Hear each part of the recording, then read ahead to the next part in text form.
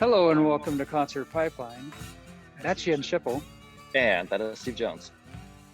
And Jens, today on the program, we have an artist named Davie Furey. And I talked to him from Ireland. We had a good chat. Good. Davie across the pond, eh? Exactly. And we talked a little bit about, mentioned flogging Molly, I'll say. Because Okay. when you're in Ireland, I'm not going to spoil it, but Why don't you just go through the whole interview right now? I will just recap the whole interview. Okay, we're not going to go there. One big massive spoiler. Yes, but I will catch you up on a happening that's happened since it's been a couple weeks since you've been on the pod. So It has, yeah. I've been doing my thing here and there, so it's good to be back. And what shall we discuss among all the things that we have experienced since we were together last on the show? So first off, I have a confession / proclamation to kind of put out there first. Okay, so it's a good way to start. That's a good way to start, right? So Steve, confess. Confess. So you know that a lot has been going on in my life personally. I'll just hit that really briefly. Broke up with my girlfriend. She moved out. We had 1 week from when the decision was made till the move out date, and so there was this awkward point. I mean, we lived together, and I just wanted to have whatever separation I could. I at that point was I had some congestion in my nose and a little bit of a cough, right? And historically, I don't know. I have this thing where I don't like to admit when I'm sick because I'd like to be like I'm Iron Man, like I'm immortal, something along those lines. So sometimes I pass it off as allergies, and it could sometimes it could go either way, whether it's allergies or sickness. But I don't let it stop me. Exercise. I never stop filling my rings, even when I'm sick. Was that case as well. But so one night after we broke up, I slept on the couch, and then I was just like, I decided to. Joe, our buddy Joe and I talked, and he said I could stay at his place for a night. I was sick when I stayed at his place, Okay. mild symptoms, but they were there. I shouldn't have done it, right? So did you infect the entire family over there with your tuberculosis or whatever you have? Well, I'll tell you, we talked about it, and first off, I decided to get a COVID test, make sure it wasn't COVID, so I could say, okay, it's not COVID. So I got an instant and a day and a half COVID test. Jaeger, shut up. and not COVID, right? So we could say it's not COVID. And then his son got sick. So I had to stay out of summer Same camp symptoms? for similar enough, but not exactly the same. So, could be 50-50. It could have come from me, or it could have come, from a kid at summer camp as well, potentially. But I think they wear masks. I'm not sure what the current protocol is there per se, but so we couldn't 100% say it was me, right? But right. I owned it. I was like, okay, yeah, not going to happen again. I'm turning a new leaf. I'm gonna, I'm not going to go around your family when I'm sick, and right. or even have any symptoms that could be sickness. I'll just separate it, right? I'd already owned it, and then so his son gets sick, and then they have to juggle. He has to stay, work from home, partially work from home, just kind of make that work. And then, this past weekend, Joe got a little bit sick, so it's keeping on. But the proclamation is here now that if I'm sick, I'm not going to go around other people. I'm just going to keep it to myself and not put that on anyone else. Okay. Is this your way of telling me that you are infectious and this is the last time you're gonna hang out with your friends before you have to quarantine yourself for the rest of the year? Yeah, this is gonna last for the rest of the year. So just so you know, I'm gonna take this quarantine back up, and I'm just gonna stick myself home, not see anybody for the rest of the year, just to be on the safe side, right? So Yeah. Wow. Well, you know what I was expecting as I was listening to you share your story, I was expecting this to be, you're going to come out with some new variant of leprosy and there's this resurgence and people are losing limbs. I'm glad luckily it's not we are that. not there. Yeah, we're glad Yeah. it's not that. So this is a lot better than that. But just saying, I don't feel good about it, and I needed to get this off my chest a little bit. So Joe won't listen to this, but the apologies there. I feel shitty about it, and I want to put it out there. Okay, we can move on from that. We had a good time yesterday because We did. last minute you said, "Oh, I need to go watch the Euro Cup. My dad's gonna grill me if I don't see it," right? And Right. And so we decided to meet up and go watch the Euro Cup. Why don't you tell part of the story since I've been talking? Yeah, I'm trying to remember exactly what the time frame was. My original plan was to get up like at 6 a.m. and watch the whole like Virgin rocket launch thing, and then It didn't even start at 6 a.m. anyway, because I was up at they 6 delayed it a.m. an hour and a half, and then I don't know. It was I don't know what to do that night, but I hardly got any sleep. I must have gotten like 3 hours of sleep or something. I was such a zombie. And by the time I realized 12 o'clock was gonna roll around soon, I think it was 10:15 or so, and you live about an hour away, and I wanted to go to this English pub because England was hosting Italy, and I figured probably should get there at least half an hour early, just so we can get in, in the door. But that didn't give you a whole lot of time. I mean, you were like, okay, let's do this, and you had to like get your shit together and deal with the dog or whatever, and like drive all the way over here. And then it was 10 minutes away for you and an hour away for me, right? In 10 minutes for you, yeah. right? Yeah. So, but we got there almost exactly the same time, and I think you were trying to contact me, maybe tell me not to park or something, because you got there just before I did, to find out that they were booked, packed, couldn't let anyone else in the door. This is how last minute ideas work sometimes, by the way, just so you know. Right. I know. But I've been to this English pub before. I don't go there very often, but I do go there for World Cup finals, and it's never been the situation before. But this was something special because England hadn't won this Euro Cup since 1966. Like, that's a long time ago.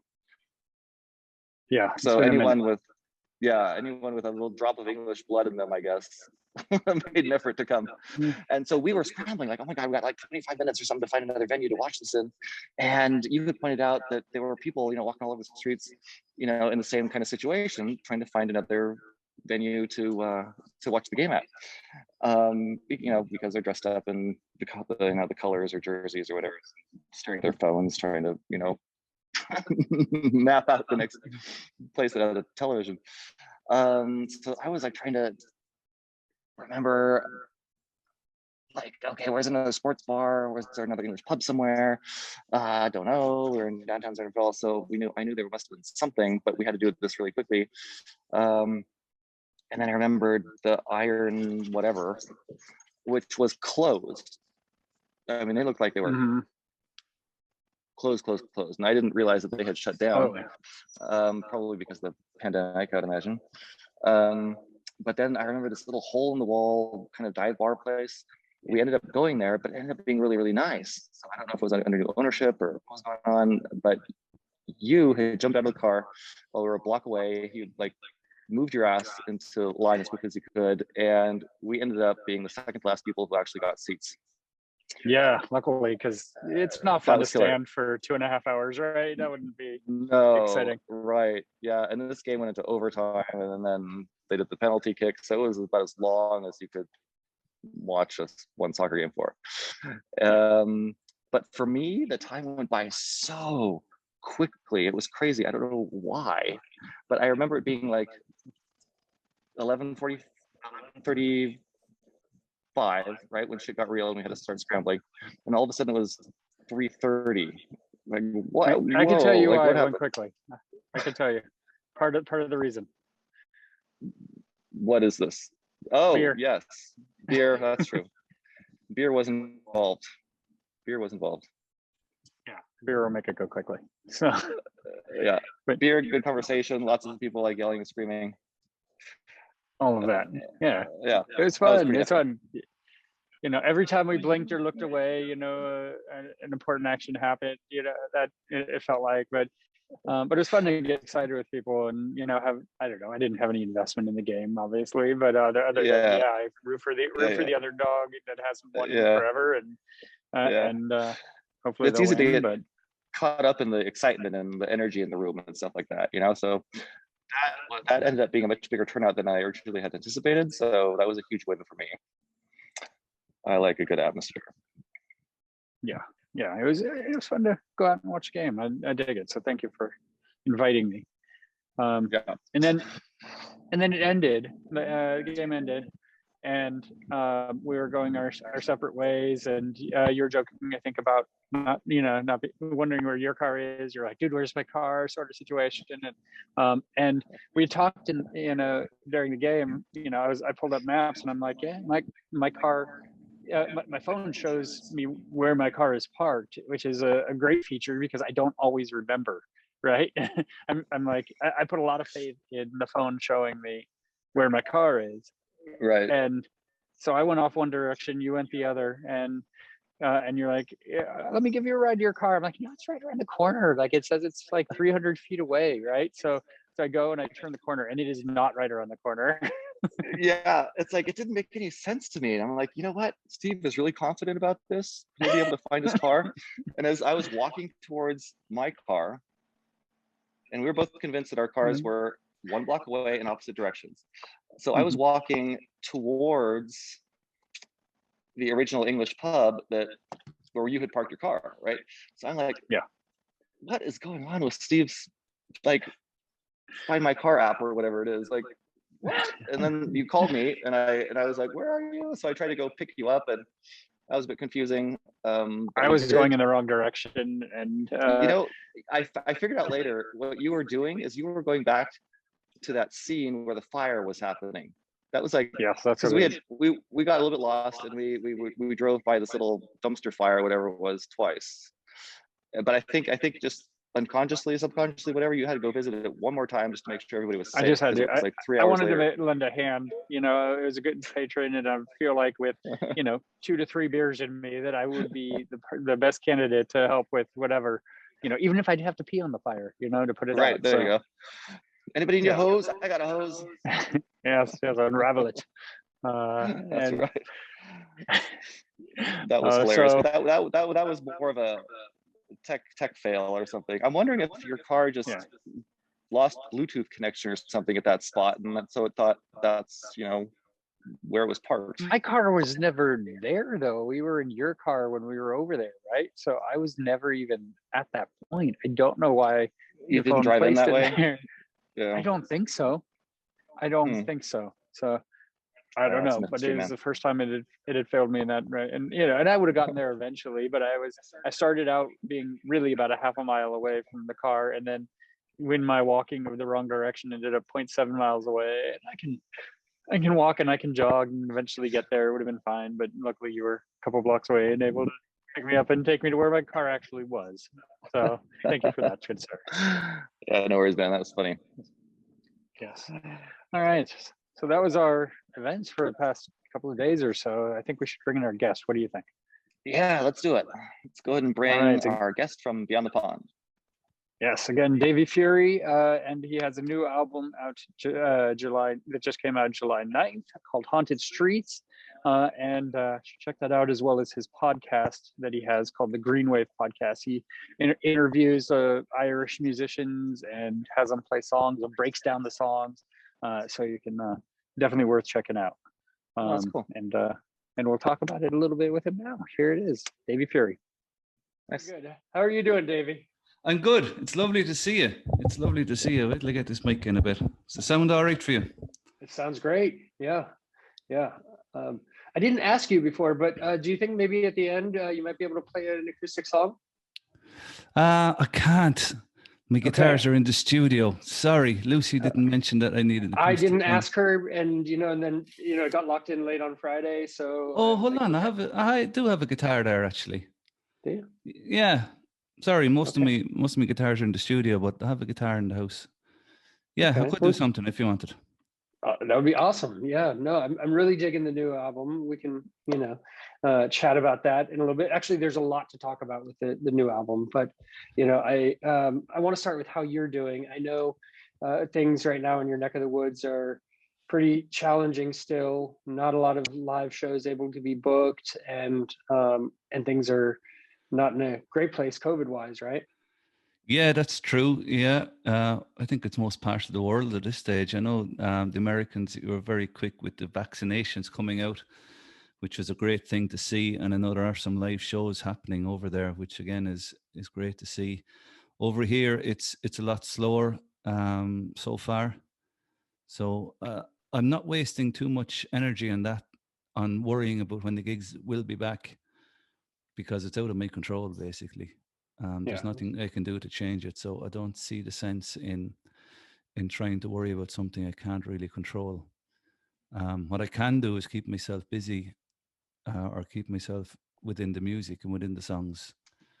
So that's what I'm focused on, Steve. I hope that makes sense. Probably next year, I'd imagine that hopefully there'll be some gigs happening back, proper gigs. Yeah. And I know at the beginning of, COVID, like you did some live shows, but, you didn't get the same sort of feeling from them, right? Obviously, as having the audience there with. Yeah, the streaming you're referring to. Yeah. I did one lately, actually, just when the album, well, actually, it was only about 3 or 4 weeks ago. Took me some time to do it. I can be very stubborn. I'm a very stubborn old man. Yeah. But I didn't like it. but you played the album in its entirety, right? Yeah, which was good for me. I'm not sure whether it was good for the audience or not. It was good for me because I didn't play many of the songs last year, because of COVID, because there were no gigs. So to get to hang out with the songs and learn them, kind of nearly learn them again, some of them, I guess, and to reconnect with them in a live scene, that was very special. And I did enjoy that. I was jokingly saying I didn't enjoy it, but of course, I love singing songs and I love playing music. I just prefer when the energy of the audience is right there. Right. So how challenging was that for you when, this album was supposed to come out like right at the beginning of COVID, right? So sure you were like days, weeks away from it coming out, anticipating it and everything. And then, who told you to hold it? And like, how did you get that message? And how hard was it for you to hold on to that for over a year at this point? Yeah, it was instinct, really. When it started, it was only maybe 2 weeks away, I say, Steve, from being released. And there were tours booked and all that goes along with the release. So the way COVID was developing at the time, we didn't really know how long it was going to be how long the whole pandemic would have lasted. We were hoping, right, we'll go into lockdown for a couple of weeks and then we'll be out and we'll be gigging for the summer and we can release it in the summer. That was my initial thought. And as it progressed, of course, we found out that this is here for longer than we all anticipated or that we all expected, maybe, or what most of us did anyway. So I just had to hold fire. And I was okay with that. There's a lot of stuff happening in the world, Steve. People dying, people getting really, really sick, losing loved ones, not being able to hold their hands. Me not being able to release an album is way, way, way, way down the list of important things. So there was a perspective there that I had that I was very comfortable with in not releasing the album because there was so much happening in people's lives and so much negativity around that we just had to try and take care of each other and take care of our neighbors and our families. So it was a different perspective. Yeah. Your family's doing okay? Yeah, thanks, man. I hope yours are too. Yeah. Everybody's. You did all right?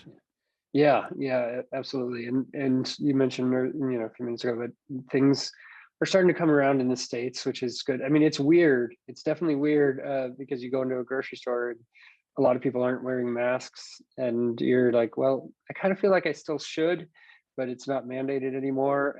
You know, their restaurant, it's like everything's back. And I mean, right before everything opened back up, I mean, I drove hundreds of miles down south to Southern California to go see a live show, you know, because it's been over a year since I've Really? seen live music. And, you know, I'd had musicians, you know, play through Zoom, but it's not the same, right? It's great. No.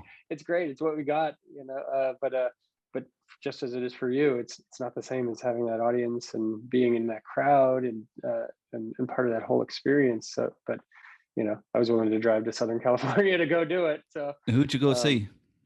this San Francisco band called Con Brio. They're a great live band, and we've had them on the program numerous times. So we interviewed them at the show and everything, and we're familiar. It was a good live experience back. So Good. but, And where are you now, Steve? Are you in San Francisco? Or are you in...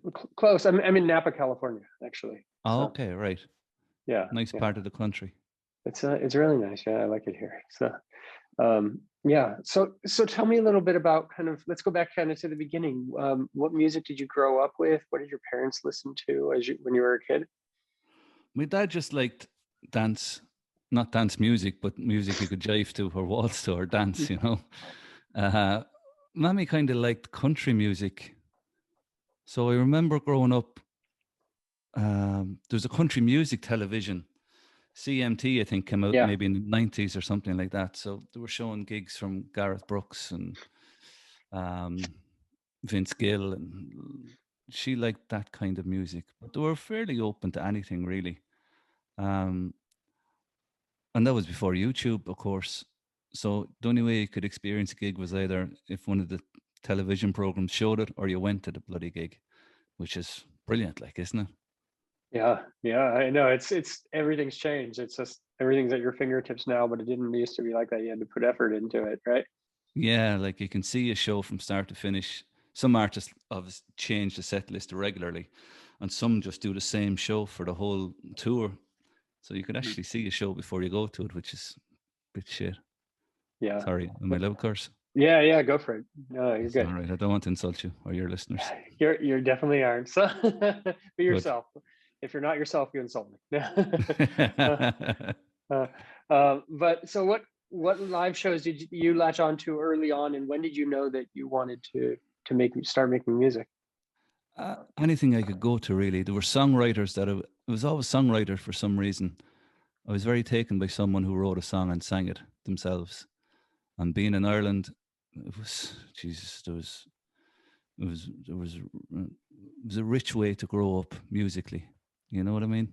Yeah. There were so many people singing and writing songs, and music is such a part of our culture and such a part of life. Like, you go to a wedding, you go for a few drinks, a few beers, have a session, always ends up in a sing song. You know, you go back to someone's house and someone takes out a guitar and you sing, and same at weddings, like, they go on all day and go on for 3 or 4 days sometimes. But so music brought people together, made people smile and made people cry. I was aware of the importance of music in people's lives and in my own life, and that's not something to fuck around with. You know what I mean? Yeah. Like, someone asks you to sing a song that's really close to them. That's their memory that you're honoring.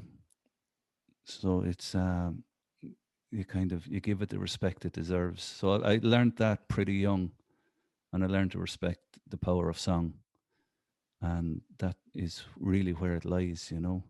So anybody that had a story to tell, I kind of listened to them. So I got to see an awful lot of musicians, whether it was in just a local bar, some guy writing a song, some girl writing a song, to the traveling musicians who came to the country, like Dylan and Paul Simon and Bruce. Bruce came much later, actually. I didn't get into Bruce until the Rising album, early noughties. But Steve Earle, you know, it's incredible musicians. Yeah, I wanted to talk to you about Dylan actually, so that's a good kind of segue to that, because I know you played a couple of Dylan songs for a celebration of his, right? Like for his 80th birthday. Yeah, I was one of my friends was setting it up, and she just asked me to do 2 songs. It was online again, so it was the sound can be challenging online with an acoustic guitar Yeah, and a mic, but yeah, but it was really enjoyable actually. Yeah, I love singing Bob's songs. yeah. What impact is his music had on you? Huge, huge, I would say. The poetry involved in the lyrics. Um, like there's a couple of musicians there, or a couple of songwriters that really write differently to other people, and that might be a silly thing to say. And sometimes we all write differently. We all write our own ways. Well, we don't all write our own ways actually. But Dylan and Paul Simon, Leonard Cohen, they had different ways of, and Tom Waits, different ways of describing the most mundane things possible. That was really appealing. It's like turning your mind around. You know what I mean? From the normal to the abnormal, and accepting that and bringing it into your life, and it enhances my confidence just by listening to those songs and saying it's all right. You can write whatever the fuck you want, man. You don't have to send it out. You don't have to give it to anybody. You can just sing it for yourself, or else you can release it then if you do want to. So yeah, a lot of Dylan's work is really important. Even Modern Times from 2005 or 6, or Time Out of Mind, and then Blood on the Tracks will probably be my favorite album. Oh Mercy was one of the first albums I ever heard of Dylan actually. Yeah. And it's funny hearing the stories after, Steve, you know, with Daniel Lanois being producing that album for Dylan, and you know there's a bit of clashing there as well with different styles, and it was a strange album for Dylan now in hindsight, wasn't it? Because you don't kind of feel that impact. You don't know that impact until you kind of hear it later, right? Like, Yeah, I think you're right. yeah. I was impacted by the songs straight away just for what they were. Yeah, And exactly. that always remains. And then it's just kind of interesting to hear some of the stories that went on in the sessions. I think they recorded in New Orleans or Nashville, maybe. I'm not 100% sure, Steve, but yeah, I'm not 100% either. So yeah, but Lanois was, of course, you know, that sonic sound that he does, and Dylan is Dylan. So it's funny. It's interesting to see how other people work too. yeah. Do you remember getting your first guitar? I do, yeah. It was a second-hand Spanish guitar. Lovely little thing actually. And it made noise, so that was all good. I was late enough, like I was probably 14, maybe 13 or 14. I wasn't some whiz kid like you see some Chinese or American kids at 3 years of age playing Bohemian Rhapsody, you know? Yeah, no Prodigy, but yeah. Yeah. Amazing. That's fascinating. But yeah, and then I got my first semi-acoustic with my dad in Dublin. We got the bus up, and he was a bit shocked by the prices of them, but I talked him around. yeah, you're able to talk him into it, huh? And yeah, and did you teach yourself or did you take lessons? I taught myself actually, probably wrongly. I'd encourage anybody to try and go get lessons if they can. It's always the better way. But oh man, strumming the guitar there's some feeling when you're starting off and you get those two chords together, you know. Do you play? You do? See guitar behind you? I don't actually. No, it's not my guitar actually, but You're just showing off. I know. Yeah, exactly. You called me on it, but it was good decor for the background. But no, I've tried, but I can't get my hands to do the right way, and I don't have the patience to learn it. So I haven't gotten there, but yeah. Well, it's worth it if you do get there, Steve. It's worth it. I'm sure I'll pick it up at some point when I have a little extra time on my hands, but I just haven't landed there yet. Normally it'll come calling to you when it's ready. Yeah. So I wanted to ask you, I mean, it's just naturally, but also Flogging Molly is, one of my favorite bands, and they were formed in LA, but they're, obviously Irish style and everything. What's your take on Flogging Molly? What is the what does their presence feel like in Ireland? Because it feels like, I mean, they're deeply rooted there. It feels like they're deeply rooted there. I don't know the people in Flogging Molly. I don't think I've ever met them. One of my friends did a tour with them from Nashville, Dylan Walsh. Well, he's from Dublin, but he's living in Nashville. He did a tour with the Mollies. I'm not sure whether a whole lot of people would realize who they are in Ireland, to be honest. Yeah. And that's not being disrespectful by any means. You know, they're an amazing band and amazing live energy that they have. It's incredible. I think when they do come over, they might play Vicar Street, which is a lovely venue here that holds about maybe 1,000 or 1,500 people. Yeah. But what energy they bring, man. Yes. Yeah. Yeah. I love their style. I love their passion for it. And they're not faking it, you know, they're the real deal. Yeah.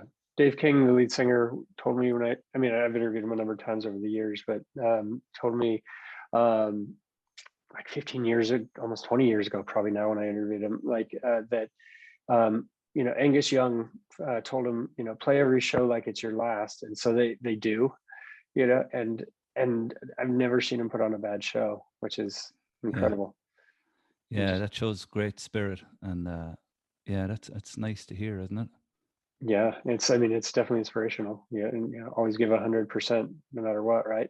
People, It is. Yeah, they always turn up. They never have a night off. Yeah, it's great. But surprisingly, most of the best bands and best singers in the world are like that. Yeah. The real quality ones now. I'm not talking about the pop as such, you know what I mean? Right, You know what I'm getting at? Oh, I know what you're going. Yeah. I'm talking about the longevity. When you think of Bob Seger still doing it, Dylan still doing it, Springsteen still doing it, Leonard Cohen did it until he got sick in his late 70s. Paul Simon only recently retired. Yeah.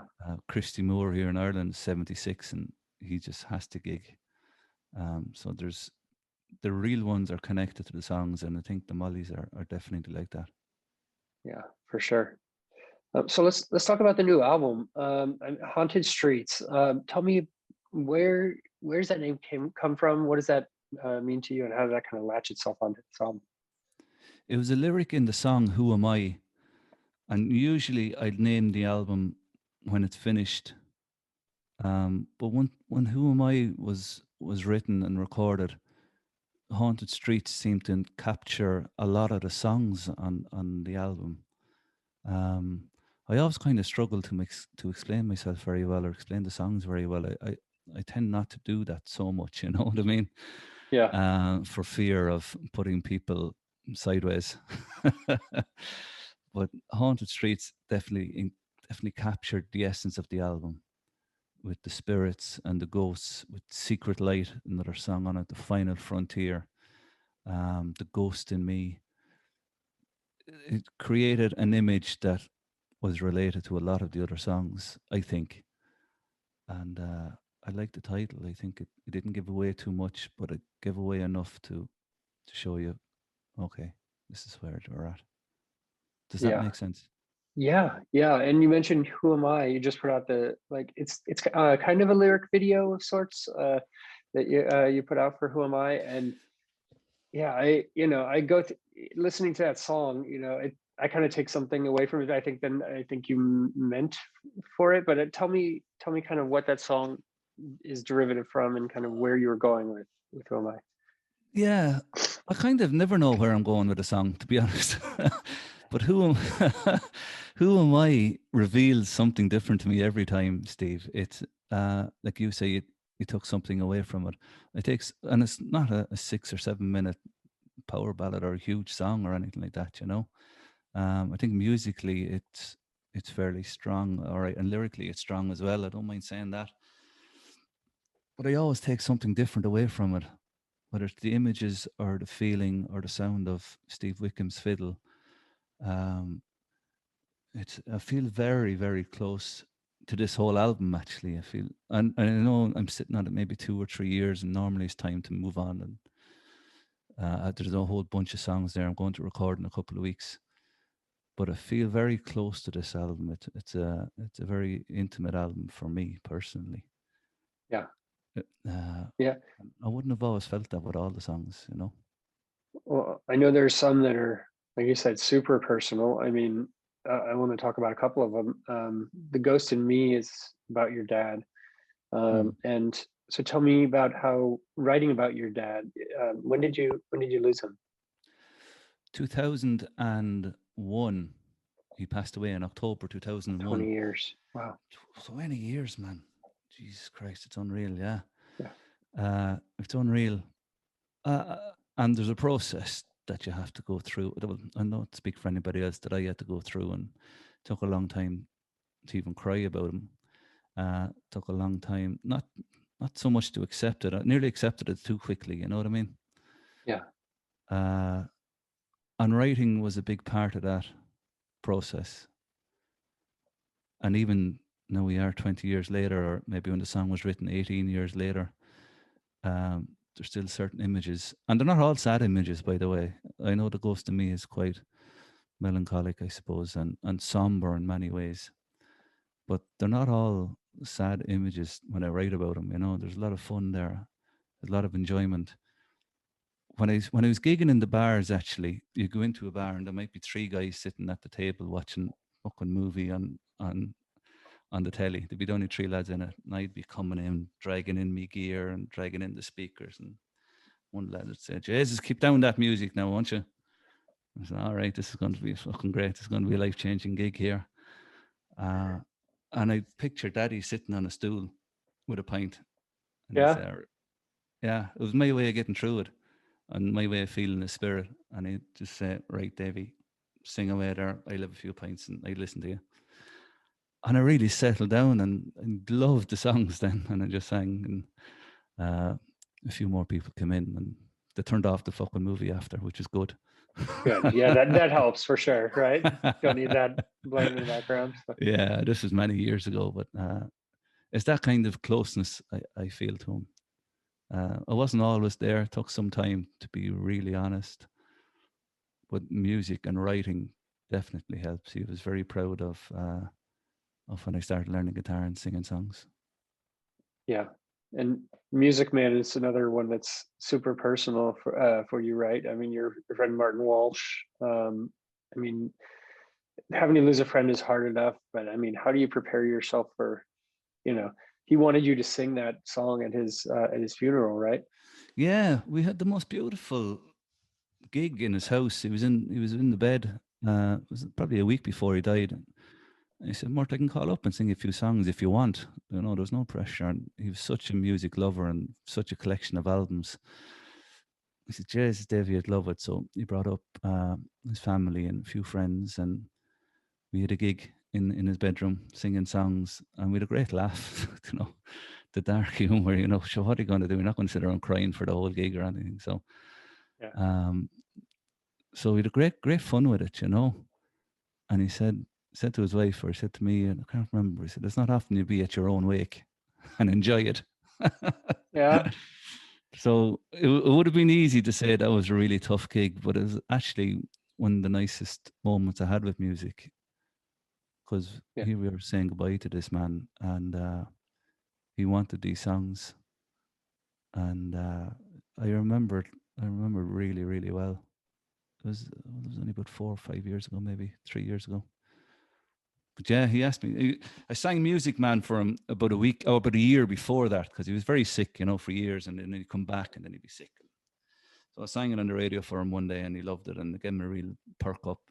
Songs are, when you can give a gift of a song, why not give it? It's a lovely thing. It's a lovely thing to receive, I think, providing the message is all right. Oh, for sure, right? I mean, you're not going to sing. If you want to write to your ex-girlfriend or something, you're right. Maybe not that one for this occasion. Yeah. Well, maybe you'd want to, just to get back at her, but yeah. Idiot Wind and that one. yeah. But but they're powerful songs, whether it's a gift or whether you want to tell someone to fuck off. Yeah, exactly. You can do a lot through music, right? So you can communicate. Use it all, man. Use it all, and I have. yeah. Farewell Returning Blues. This is one you kind of held on to for a while. you had it for 8 years, which is before your first album really came out, right? So like, was this when you were just like, you were trying to wiggle into your first album, but you it didn't have a place, so you kind of found it in here? That's a lovely way of putting it, man. I'm going to write down that actually. Okay. Thanks, Steve. That works. You know, for your next interview, you'll be able to pull that I'm one just out. going to repeat that word for word, man. Well, a friend of Exactly. mine in Napa said to me, yeah, I recorded it. Yeah, about 10 years ago, I'd say, maybe 8 years ago. And it didn't sit with me over the years, you know what I mean? Yeah. And I didn't release it. So one of my friends said, Jez, you should record that song again. So I did. And Darren Holden from the High Kings, who were a big ballad band, and Darren played Billy Joel actually on Billy's Moving Out on Broadway. Right, okay. Yeah. So he toured America for many years doing that.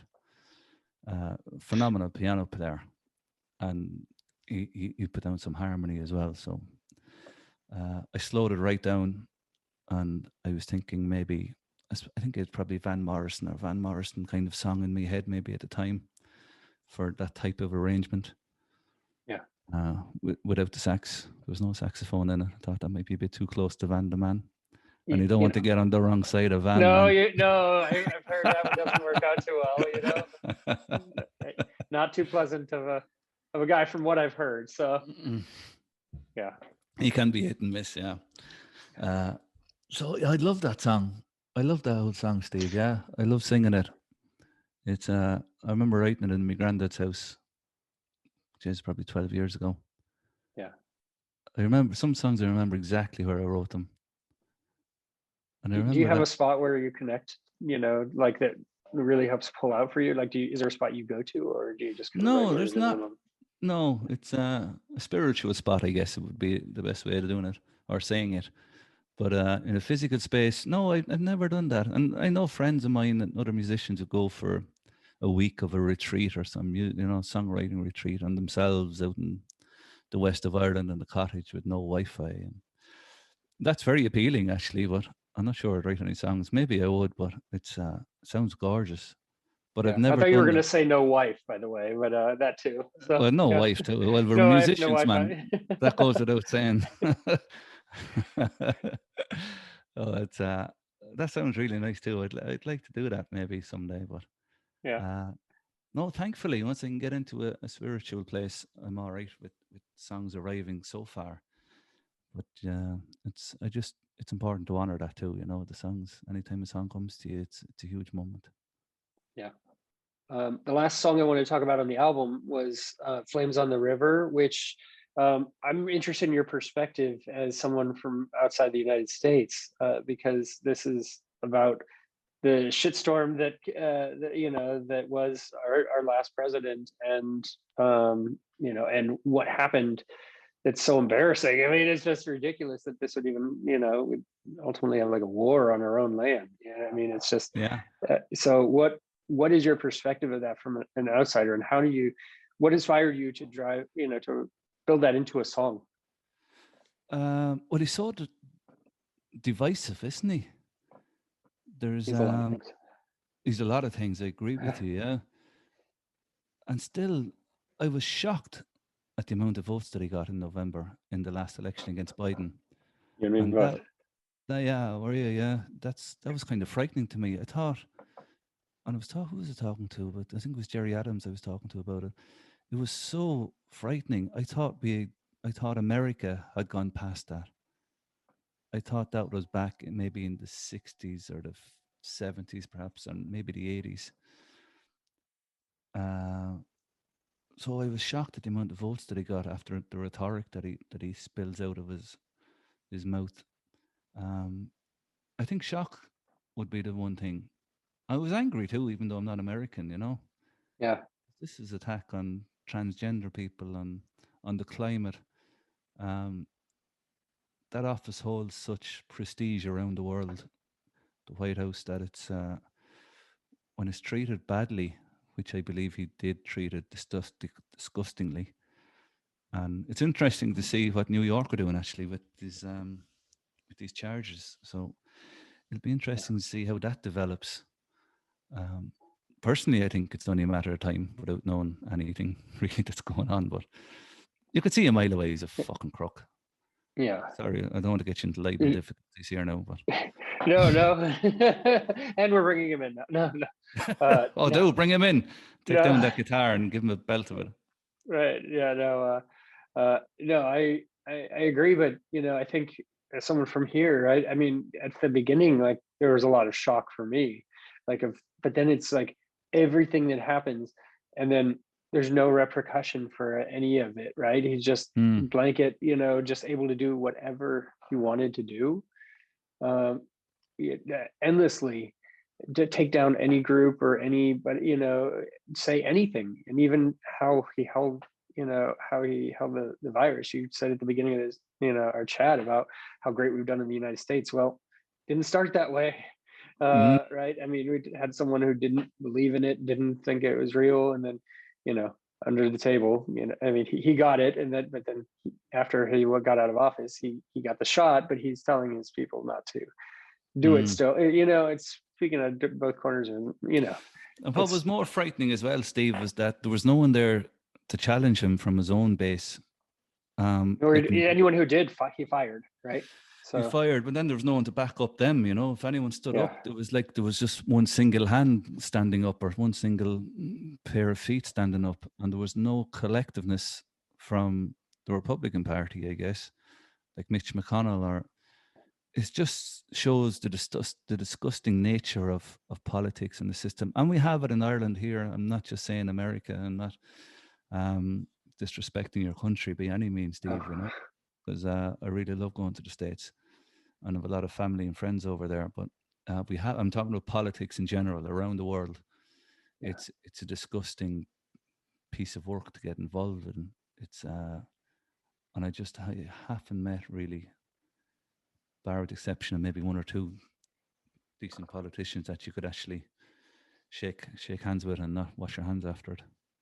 Yeah, it's tough, and I think that flip-flopping every 4 years is a challenge. I mean, when we're trying to be taken seriously, overseas and around the world as well, right? I mean, it's like, okay, we're finally making traction, and then everything changes, right? Goes back to what it was. So yeah, like 4 years, not a long time in politics or in war, even, but and there's a lot of stuff riding on America's capabilities of peace, of climate change.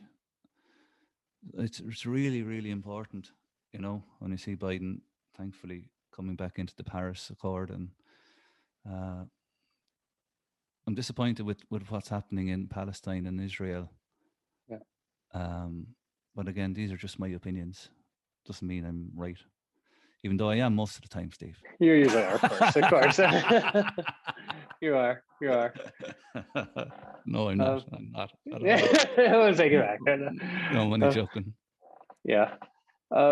So tell me, during this pandemic, you found a voice through podcasting, and you've been able to create a podcast, the Green Wave podcast, where you do kind of what I'd been doing for 7 years. So you kind of stole my thing, but that's cool.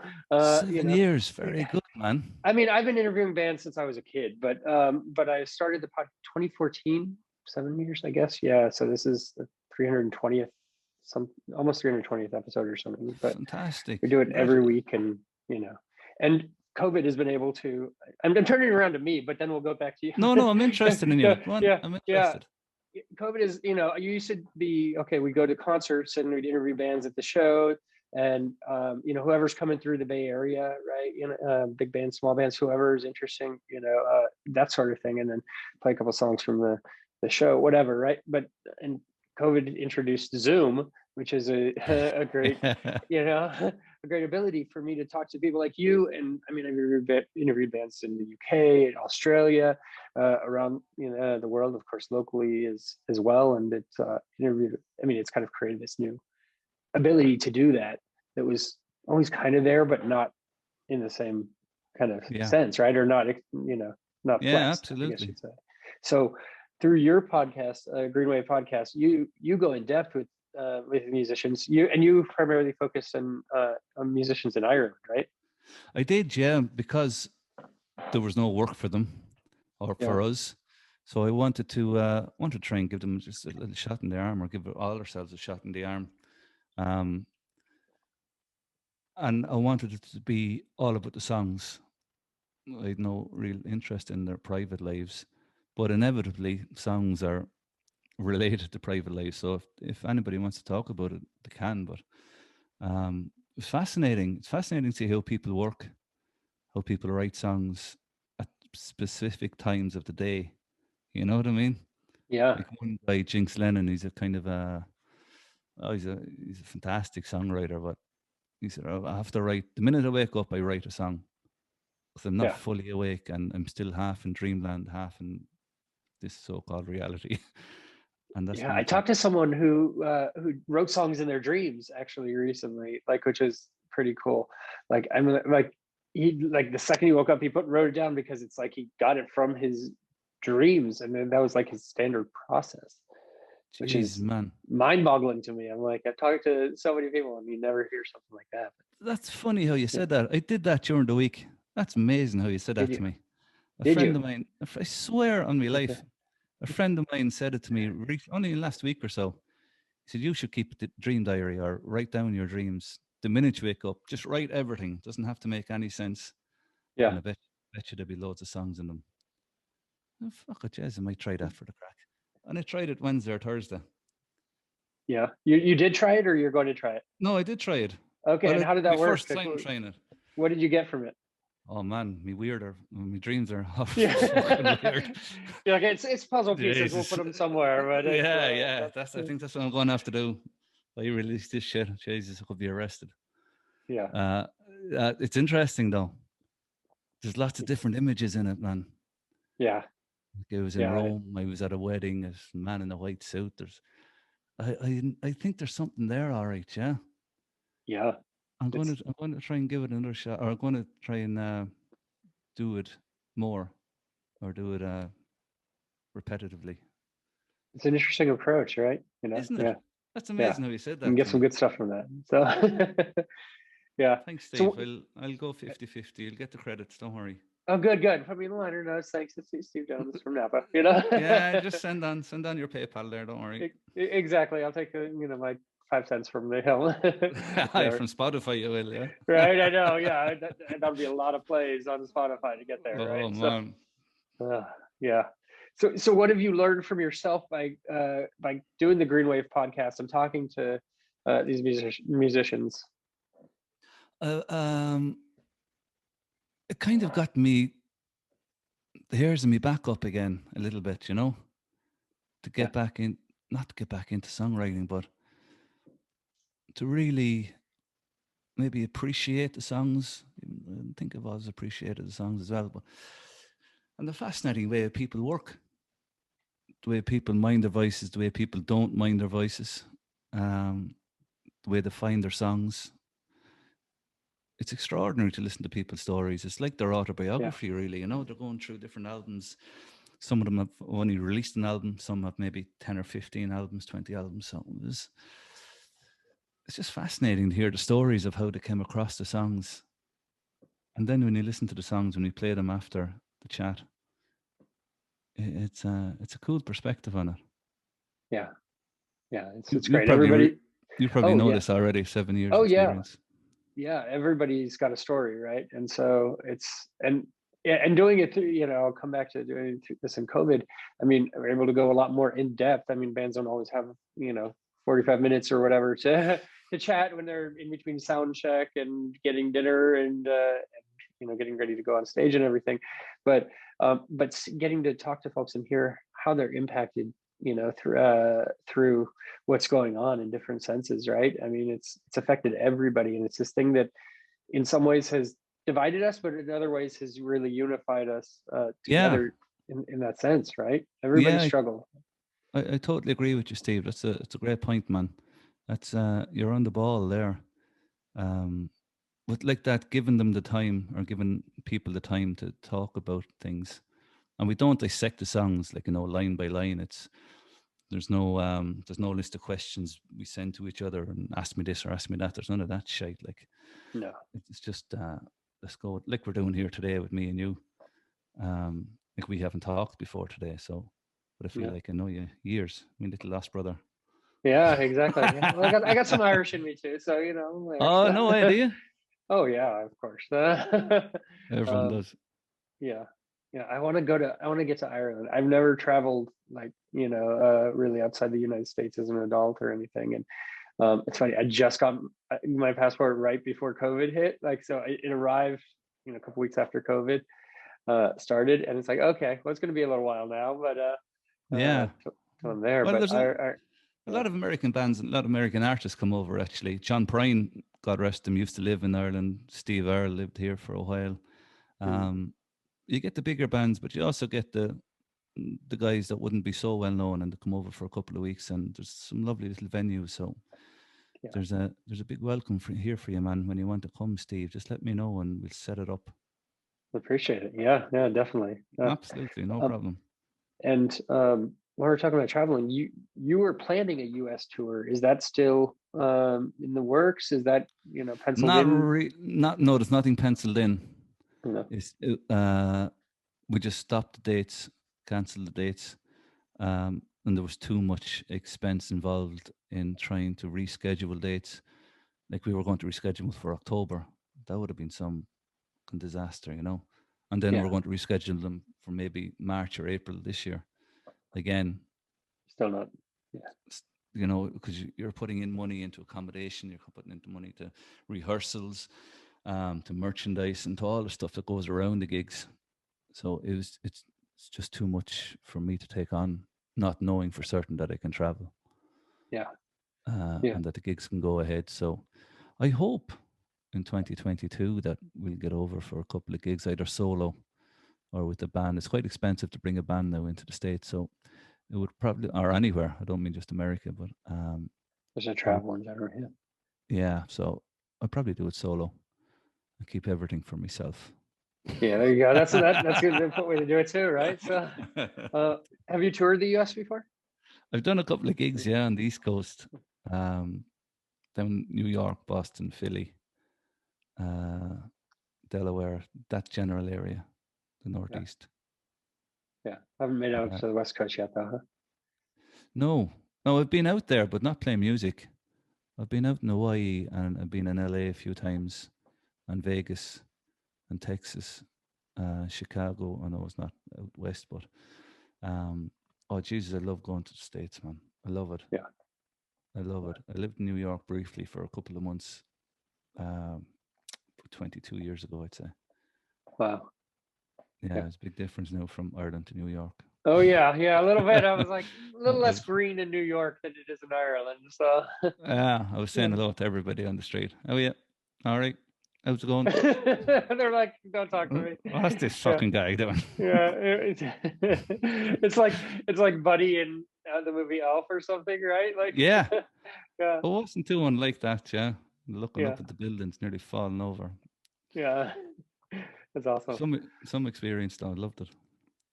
You had mentioned pulling together some songs for a new album. I know the tone is kind of going to be a little quieter than this current album that's what I anticipate. Yeah, no, you never really know until you go into the studio. But if the songs pull somewhere else, we'll go with the songs. Always will. But I'm going with I'm going to use a different producer, a couple of different musicians, just to change things around a little bit, Steve. And we'll see. There's some interesting songs there that I hope will transfer themselves well. Yeah. You usually work with Martin Quinn on your albums. Like, what have you learned from Martin? I've learned that I'm a shite musician. That means he's like, just stop now. That means you can pick up anything and play it, and I'm just sitting there. All right, this is great. Thanks, Martin. Yeah. He's an amazing man. We've become great friends over the last 15 years, and with engineers, you have to be really careful with producers because they can take over an album and take over songs, and especially if you're not strong enough to say no. In the early years, Martin's a great listener, and he's he's a way of getting inside my head for the songs. That's not every engineer gets that, you know. So I'm kind of taking a chance with using a different producer this time, but there's nothing wrong with that either, man. It's just for a couple of songs and we'll see what happens. But Martin is such a great multi-instrumentalist, harmonizing keys, guitars. His brother plays drums. It's a lovely studio. And I couldn't speak highly enough of him. Yeah, that's awesome. Well, Davie, you said there's a guitar somewhere in your house, so if you want to play a song, it'd be great to hear some live music. Okay.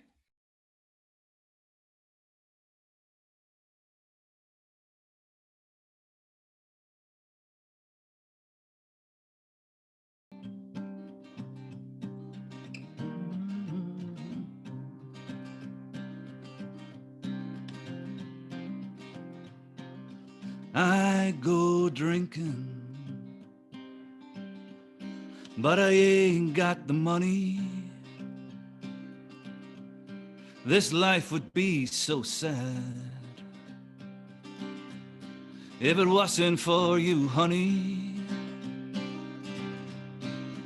Any sudden movements would be seen as drastic.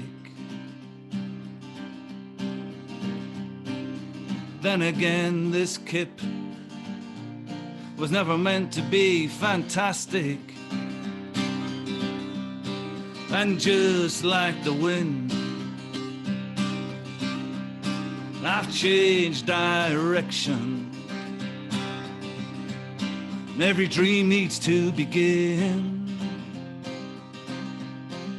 within its own reflection. Your love became my love. I've confessed more than I've sinned. Your heart has blown me apart,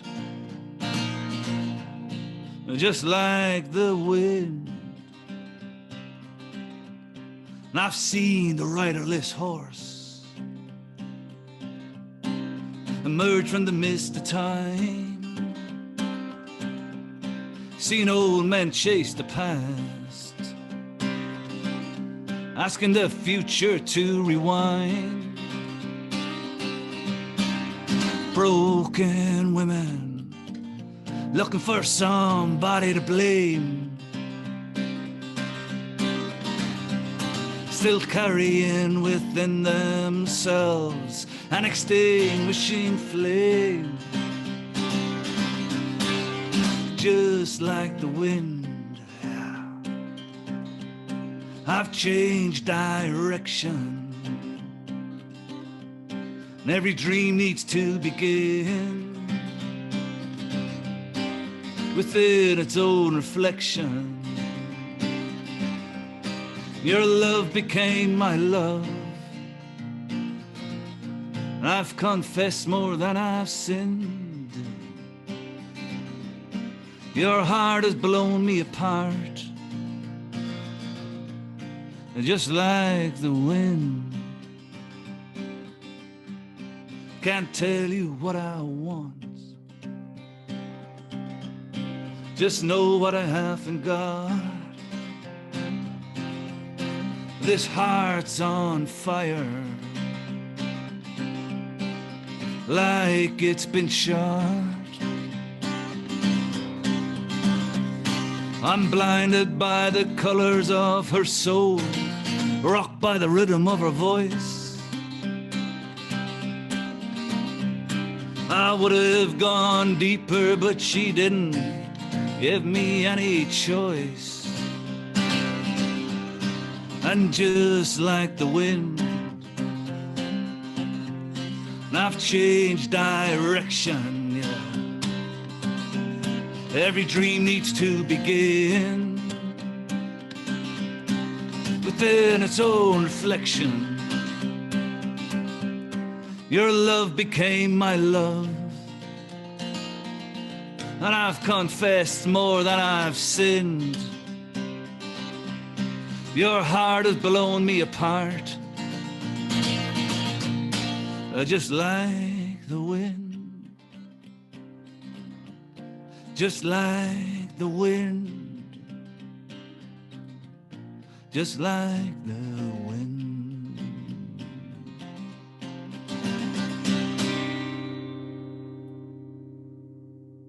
For Stevie in California. There you go. I like it. Very cool. Well, Davie, I want to thank you for taking the time, and I know you're ready for this new album to come out. It's been long awaited, and I really wish you the best with the new album and it coming out and being able to play shows. I know you're not pushing for that until it's right, but I know you want to get out and play some shows live. So Oh, Mitch and man, I can't wait. And thanks very much for inviting me on and for connecting with the songs. It was a real pleasure talking to you. Hey, it was a real nice chat. So thank you. the pleasure is mine. So episode will be out in a few weeks. I'll shoot Lucy the links when it's live, but it'll be out really soon. Okay. Yeah, please do. And sure, stay in touch. Anything you need, give us a shout. And in the meantime, enjoy your time with your little one, because it's precious. They grow really fast. So I mean, your daughter, I tell you, like, she looks like a spitting image of my daughter that when she was that age. My daughter's 11 now. Yeah, it's I had this flashback when I saw it. Go away, yeah. Because I have another daughter. She'll be 19 in September 1st. Oh wow. So little Sive was a great surprise. But, yeah. What's your daughter's name? Fern. Yeah. Lovely. I have a daughter and a son, so yeah. Ah, deadly. 7-year-old son. So yeah. Nice. So good stuff. All right. Well, Davie, you have a great rest of your day. Okay, or I guess evening at this point. So evening time now, man. Yeah. Thanks a million, Steve. It was lovely talking to you, man. All right. You have a good one. Have a good one. Mind yourself, man. Bye. Bye.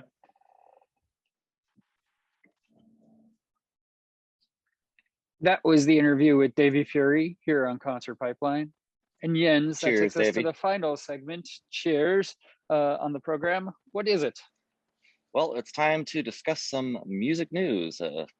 Part of the podcast here where we talk about what's going on in the world of music.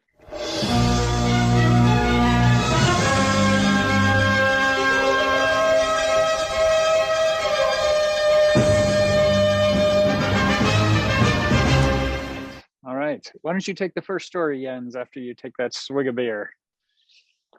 All righty then. Let's talk about some Black Crowes. All right. I like it.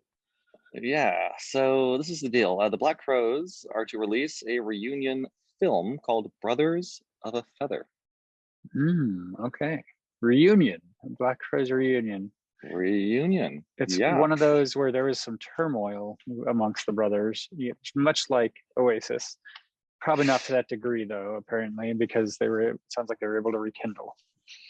Yeah, family, man. There's always, when you got a family, there's always drama somewhere, right? It's tough. Yeah. All right, so we got our brothers. We got Rich and Chris Robinson. They reunited last year to celebrate the 30th anniversary of their debut album. Man, 30 years ago. A long time. Man, it doesn't seem that long ago. I remember rocking out in my car to that stuff, and like 30 years ago. Shit, getting old, man. I better start reserving, like my cane and walker and wheelchair soon. You better. I saw them open for Tom Petty at the Greek Theater, and it was a really cool performance. They put on a good live 30 show. years ago. That was about 30 years ago. Yes, it was actually 2005. I want to say, 2005, 2006, one of those two. So they got popular when you were what, like 6? Probably. Eight. There we go. Okay, so here's the story. The Black Crowes are set to release a new film celebrating their 2020 reunion. So there's a trailer that you can watch. The band now comprises of brothers Rich and Chris and Sven. Oh God, I'm so bad with names. That's why you gave me this article, man. Because we got I want to say Pippin, but that's not right. Pippian sounds right. Pythian sounds right. Sounds right. Okay. I would go I'm Pythian. thinking of the Lord of the Rings here. Okay, so reunited last year to celebrate the 30th anniversary of their 1990 Shake the Money Maker. That's right. Their first album debut was called Shake Your Money Maker. Now joining forces with the, I was just about to say Coca-Cola collection. The Coda, this beer is hitting me. Okay, with the Coda collection, the Black Crows are gearing up to release Brothers of a Feather. So the film's going to celebrate the reunion of the Robinson brothers, as well as 3 concert and studio performance programs, which shine a light on the band at their very peak. Okay, I like it. So the synopsis here for the film reads, never seen in full, Brothers of a Feather captures Black Crowes founders performing as a duo at an intimate sold-out concert from San Francisco on March 6th, 2020, about a week before the pandemic shutdown. Okay, you know what? I just felt a huge bit of sadness as I read an intimate sold-out concert. It makes me, I don't know where this was. In San Francisco. You've been where this is. This is at the chapel, actually. It's at the chapel. No way, that tiny little place. Yeah. So we could hardly find. You blink and you miss it. It's just like this little door. Not that one. That one was the church, I think, or something. But the chapel was the one where we interviewed Crash Test Dummies. Oh yeah. Okay. Yeah, so that's a little bit bigger, but it is small for a band of the Black Crowes stature. And I watched this trailer, excuse me, earlier, and it's just the 2 brothers, on stage together and at the chapel, and it gave me this feeling of like missing these live performances and these intimate shows and seeing these things that are kind of bigger than than they are, right? Like in such a small place, like I mean. Definitely recommend checking that trailer out because it's it's pretty cool. Definitely, yeah. Do you remember where that was at the city? Is that Mission or where? The chapel, where it wasn't the Mission. Where was it? It's on the hill, like closer to Van Ness. It's Valencia Street, actually. So it's okay. Whatever. Yeah, near Mission Dolores, a little bit. Yeah, that's what I thought. In the Mission. Okay, yeah. So it is in the Mission. You're right. Yeah. Okay, so this was pre-pandemic. Okay, so free of the full band treatment, the stripped down arrangements give the music's lyrics and structures a fresh perspective. You can find out more information about the film online. So yeah, definitely something really, really good to look forward to. Good stuff. Well, I have a story for you, Jens. This one was one that drew my attention. Do you have any guesses at what the best paying music streaming service is in terms of paying artists for streams? So if I understand your question, which streaming service pays the musicians the most money? Yes, we know they make nothing off of streams, right? Right. So is this something? Is this like a name I'd be familiar with? It is, but you are not going to be able to guess this. This answer. Is it? I have no idea. Just no even guesses. I'm not even gonna guess. Yeah. Well, I'll tell you. You okay over there? Yeah. I'm sorry. My little dog is trying to steal your dog's leash, so I'm trying to rescue your leash before it gets devoured. He can walk himself if he wants. I'll tell you. The answer is Peloton. That totally makes sense. So, it's beat Spotify and Apple Music when it comes to cashing out artists, and it has the highest amount of artist royalties for every song played that isn't Spotify or Apple Music or the supposedly artist-friendly title. And it's not a streaming service per se, but I guess they pay for streams of the songs, right? Like, so if I do a Peloton ride and the artists that are in that ride get paid based on me riding to their songs, and their payout rate per stream is based on a 2019 measurement of a whopping 3.1 cents which is far exceeding the fractions offered to music right holders by Spotify, which is 0.35 cents, Apple Music 0.68 cents, YouTube is 0.15 cents, and Tidal is 0.88 cents. But Peloton itself is not the single highest paying music platform worldwide. That is bested by Facebook, which pays out nearly 6 cents. Wow. Yeah. So that's crazy. I mean, it's interesting when you look at the breakdown also, because I thought that Spotify and Apple Music were a lot closer to the amount of people, users, and the amount of people that are that there are on the platform. But Spotify has 44% of the market share by revenue and 22% by streams. And if you're looking at streams, Apple Music has 6% by streams and 24% by revenue. So, and YouTube Content ID has 51% market share by streams, but it's 6% of the market share by revenue. Wow. So that's really interesting. A lot of people are streaming music on YouTube, which is crazy to me. You know, I mean, I try not to have my phone open and active when I'm not using it, and and it's a lot harder to shut YouTube and listen to music or any content. Does YouTube, I'm trying to remember, does YouTube run in the background when you open up another app? If you're listening to a song? You can do, I think you can in a certain way, but it's difficult too. It's just not easy, right? Like I like to shut my device and then listen to a podcast or listen to music or what have you with it shut, and then go about whatever I'm doing. But YouTube, you got to be kind of visually looking at it for the most part. And, but, especially if you're doing karaoke.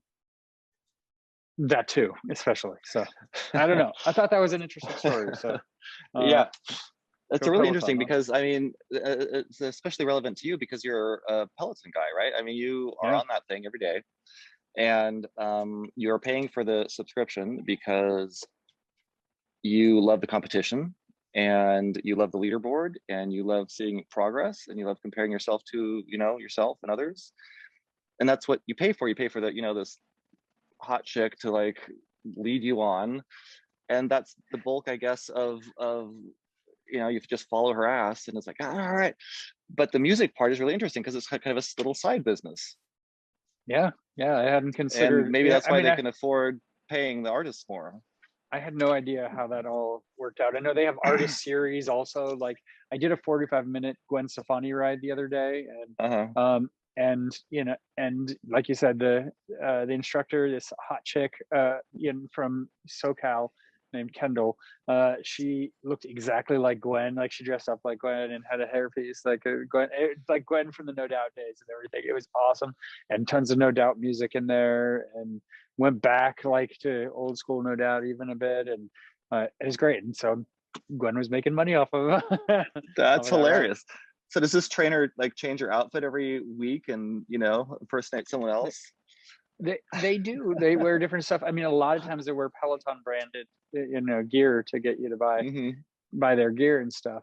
But when they do an artist series, they really go out and try and dedicate it to the artist and make it a good experience, I think. So yeah, that's a really creative idea. I like that.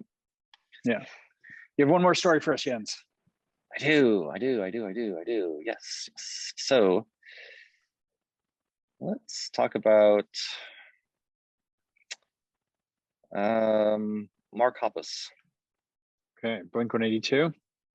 Yes. So Blink-182, and he was diagnosed with cancer. So here's an update. He says, this week I'll take a test that may very well determine if I live or die. Powerful. Freaking hell, dude. I deal with that kind of pressure. It's tough. Cancer is a bitch, and it sucks to, I feel for him. Yeah. And he's going through it, and everything I hear, he's being really positive about it and everything. But but it's you gotta be, man. Yeah. I know it affects so many of us. So let's see. So Mark, and the bassist, sorry, has been undergoing chemotherapy for at least 3 months.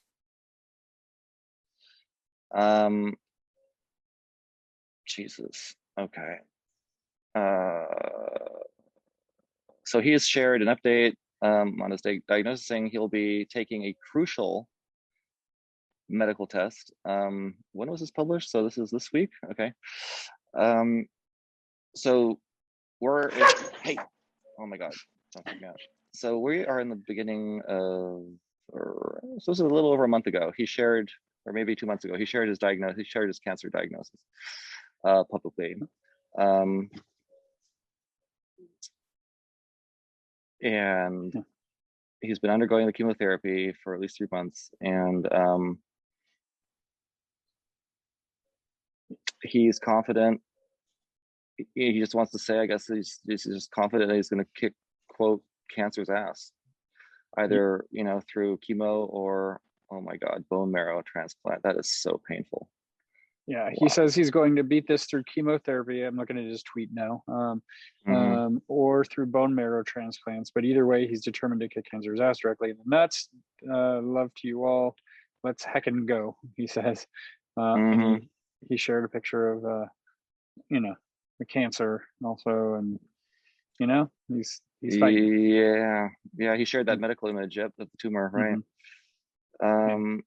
He says, he's been reading all the replies, and it really means the world to him. He thanks everybody for positive thoughts and the encouragement. Yeah, dude, I am so happy just to hear that he's taken the high road on this, and he's feeling the love. And hopefully that will help him through this shit. Yeah, fingers crossed. Good thoughts out for Mark Hoppus. Yeah, totally. Well, Jens, I have one more story. I think you know who it involves. It was Mr. Dave Grill. That's right. I didn't think I was going to have a story, and then this one came across my desk like really last minute. I mean, this came out today. So the Foo Fighters shared a video of their performance of the classic Bee Gees hit, I Should Be Dancing. The track appears on their forthcoming DGs release, which is... We spoke about that last time. We did. It's called Hail Satan, right? Look at that. Isn't that beautiful? Hilarious. Which will see a special Record Store Day limited edition vinyl release on July 17th. Side 1 of the special record will find the band rocking the Bee Gees classics, You Should Be Dancing, Night Fever, Tragedy, and More Than a Woman, along with Andy Gibbs' mega hit Shadow Dancing. And then side 2 will feature recordings captured live at the band's 606 recording studio of tracks from their latest album, Medicine at Midnight. It will include Making a Fire, Shame Shame, Waiting on a War, No Son of Mine, and Cloud Spotter. And you can find the video for I Will Be Dancing online. But let me see if I can get, we'll listen to just a little bit of it.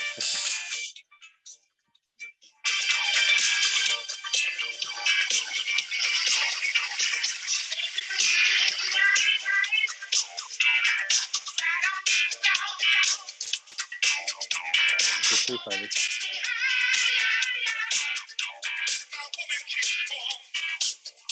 Oh.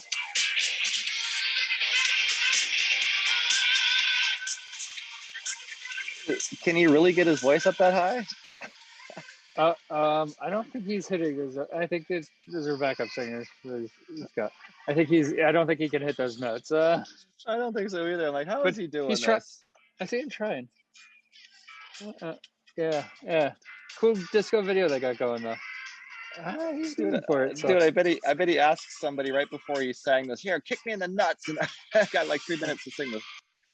Yeah, I just killed a bee on my neck, by the way. A bee? Oh, that's nice. Yeah. So that's coming out. That video's out now, and the new album will be here before we know it. So looking forward to checking that out. It'll be great. Right? Come on. I am stoked. Good stuff. Yes. All right, Jens, that's our show for today. Next week on the program, we have an artist named Ratanoff, and who's actually a Bay Area dude, lives in San Mateo. We're bringing it back to this side of the pond. And he's got a new album that's coming out in the fall. I listened to it just a few hours ago, and it's good stuff. So we'll be chatting with Ratanoff, and it's our show for today. All right. For all of us, Your I'll take it concert this time. pipeline. Yeah. Okay. For all of us, here at Concert Pipeline, that's Steve Jones. And that is Jen Schiffel. Catch you next. We'll catch you next time. Yes.